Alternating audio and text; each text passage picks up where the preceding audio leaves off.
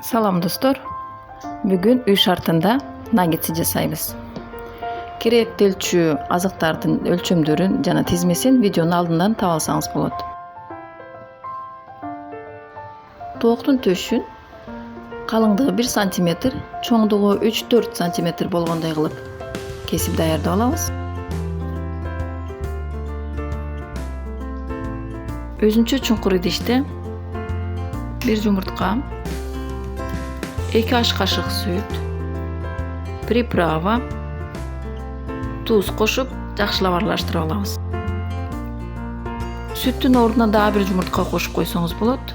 Менде 1 жумуртка болгон үчүн 2 аш кашык сүт коштум.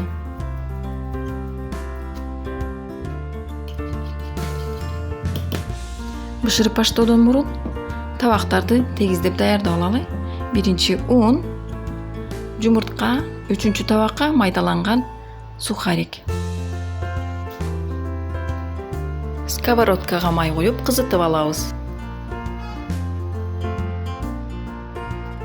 Тооктун эттерин биринчи унда, андан кийин жумуртканын аралашмасында, эң акырында да майдаланган сухарикти оонатып, сковородкага тезип чыгабыз.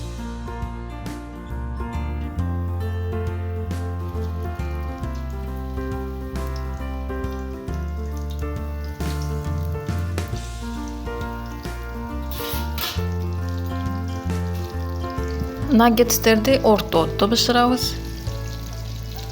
Улам кызарган сайын аркы бетине которуп, даяр болгондорун алып кое берсеңиз болот.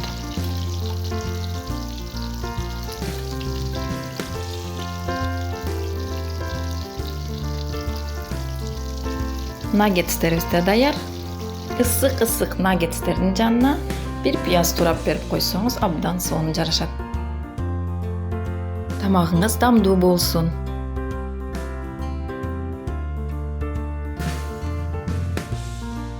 Видео жаккан болсо лайк басып, комментарий жазып, каналыбызга катталыңыз.